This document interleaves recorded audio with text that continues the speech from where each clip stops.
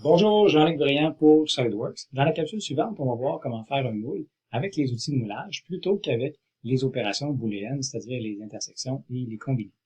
Alors, on va commencer avec l'outil de moulage. On va commencer par analyser la dépouille, c'est-à-dire si nos surfaces vont se démouler de façon bas vers le haut avec un moule mâle-femelle. On va regarder ici, on va mettre un angle de 1 degré.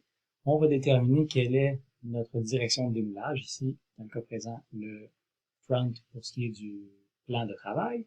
On va regarder ça. Ce qui est en vert va démouler vers le haut, ce qui est en rouge vers le bas, et ce qui est en jaune n'a pas d'angle de démoulage, tout simplement. Si je vais ici dans ma fonction, je pourrais rajouter rapidement un angle de démoulage. J'aurais pu aussi passer par tout simplement ajouter une fonction de dépouille, mais pour être plus rapide dans la capsule, on va tout simplement procéder de cette façon-là. Ce qui est à faire attention avec ça, si vous regardez, lorsque j'ajoute mon angle de démoulage, l'ouverture sur la surface du dessus va changer. Donc, ça serait pas vraiment l'idéal dans une pièce où on aurait à faire un moule pour vrai, parce que on aurait tout simplement l'ouverture qui serait modifiée à cause de l'ajout, finalement, de l'angle de dépouille. Ce qu'il faudrait faire plutôt dans le cas présent, c'est d'utiliser plutôt des outils de surface qui vont me permettre d'avoir un angle de démoulage, mais au lieu d'avoir un angle de démoulage avec un plan neutre, je pourrais avoir un angle de démoulage où mon plan neutre ne serait pas nécessairement une surface droite, mais une surface courbe, comme la surface du dessus présente ici. Alors, j'ai corrigé finalement mes angles de démoulage. Tout est rouge et tout est vert, donc ça se démoule de façon up and down. Alors, on va aller dans les outils de moulage. Je vais enlever l'analyse de dépouille, j'en ai plus besoin. On va revenir à l'affichage standard. Et dans les outils de moulage, les outils qu'on va utiliser sont presque dans l'ordre ici vers la fin. Fait qu'on va commencer par les premiers. La dépouille, c'est pas mal déjà réglé. On va y aller pour l'échelle. On va mettre un facteur de retrait sur notre pièce, c'est-à-dire qu'on va la faire 2% plus grosse que la réalité. Comme ça, quand la pièce réelle sortira du moule et qu'elle va rétrécir, elle deviendrait aux bonnes dimensions. On va dire OK à ça. Alors, notre pièce est 2% plus grosse. On va insérer une ligne de joint, toujours en venant indiquer quel est mon angle de démoulage ou la direction de l'angle de démoulage, c'est-à-dire front ici. Si vous cliquez tout de suite le petit crochet vert, il va avoir un message d'erreur. Vous allez avoir l'impression que la fonction ne fonctionne pas finalement. Ce que vous avez à faire, c'est de cliquer ici sur Analyse de dépouille. Il faut absolument cliquer sur Analyse de dépouille. Et à ce moment-là, on va être capable de voir, bien sûr, que tout se démoule de façon haut vers le bas, comme on l'a vu tout à l'heure. Mais en cliquant sur Analyse de dépouille, vous voyez la petite ligne jaune, pas jaune, mais l'autre qui a été rajoutée ici. Cette ligne-là va devenir ma ligne pour mon plan de joint. Bref, SolidWorks n'a pas fait grand-chose dans cette fonction-là, mis à part créer une ligne 2D finalement, en utilisant les lignes 3D de ma pièce. Après ça, je vais venir cliquer pour les surfaces d'arrêt. Les surfaces d'arrêt, ça veut dire qu'on va venir boucher les trous qu'on n'aura pas besoin finalement. Ce qu'on va faire, c'est qu'on va venir tout simplement tout enlever ici, parce que si je clique OK là-dessus, vous allez voir que ça ne fonctionnera pas.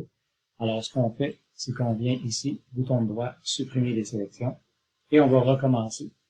Je vais sélectionner mes contours d'ouverture, mais seulement d'un côté. Là, ce qui est arrivé, c'est que SolidWorks avait sélectionné toutes les lignes et il n'avait trop sélectionné. Je vais continuer ma sélection comme ça ici. On va faire le tour. Voilà. C'est ici. Et la ligne droite. Puis, j'ai la ligne ici sur le dessus. Et voilà, je fais OK à ça. Donc, SolidWorks, ce qu'il a fait, c'est pas une grosse fonction, dont on s'en rend pas trop compte, mais ce que SolidWorks a fait, c'est qu'il a tout simplement créé des surfaces 2D avec les surfaces 3D qu'on avait. Si je viens cacher le corps volumique ici, corps volumique, on va cacher ça, et je vais vous allumer finalement les corps surfaciques. On a un corps surfacique qui est la partie du bas, finalement, si vous voulez, du moule, et on a aussi la portion du haut, qui est l'extérieur. C'est avec ces surfaces-là que SolidWorks va être capable finalement de créer mon moule. C'est pas une fonction très extraordinaire, on s'en rend pas compte, mais en cliquant sur surface d'arrêt, on a tout simplement créé les surfaces en bouchant les trous, pas plus compliqué que ça.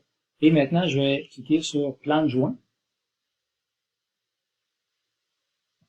Plan de joint. Et ici, je vais plan de joint, là, vous voyez cette ligne-là, je vais agrandir ça un peu. Vous allez voir, on va devenir quand même pas mal plus grand. On va se donner de la place. La distance n'a pas d'importance, là. Vous allez voir, c'est comme tout simplement pour couper mon moule. On va dire OK à ça. Il me reste à venir cliquer volume et empreinte. On va sélectionner une surface plane. Je pourrais sélectionner mon plan. Je vais sélectionner ici la surface grise. Et tout ce qu'on a à faire présentement, c'est de venir créer comme le brut de notre moule. Je vais créer un rectangle, tout simplement comme ça ici. Je le fais à peu près. Dans la vraie vie, qu'est-ce qu'il faudrait faire? Il faudrait complètement contraindre notre esquisse pour qu'elle soit noire. Dans le cas présent, on n'aurait pas vraiment besoin parce que c'est pas ça que je vais vous montrer, vous savez comment faire. Mais n'oubliez jamais, ne laissez jamais une esquisse bleue comme ça, non contrainte à 100%. Et on va dire OK à ça tout simplement. Et vous voyez, ce qui est arrivé, c'est que SolidWorks m'a tout simplement créé un moule. Et là, je peux décider de la distance ou la grosseur de mon moule juste en venant draguer les flèches à l'écran ou en mettant des dimensions précises ici à gauche. Et on fait OK à ça. Et si je déplace finalement les deux parties de moule pour que vous puissiez voir à l'intérieur, je vais aller dans Fonction, je vais aller dans Moulage, on va aller dans l'option Copier, déplacer l'écart, et je vais tirer ça vers le haut. OK. Et on va même déplacer celle-là vers le bas, comme ça. OK. Je vais aller dans les corps surfacés, je vais cacher tous les corps surfacés, et je vais rallumer les corps volumiques. Voilà. Au centre, j'ai ma pièce de base. Ici, j'ai ma partie supérieure de moule. Et en bas, j'ai ma partie inférieure de moule, tout simplement. C'est pas plus compliqué que ça pour créer un moule. Ce qui me resterait peut-être à faire, c'est d'aller dans mes corps volumiques.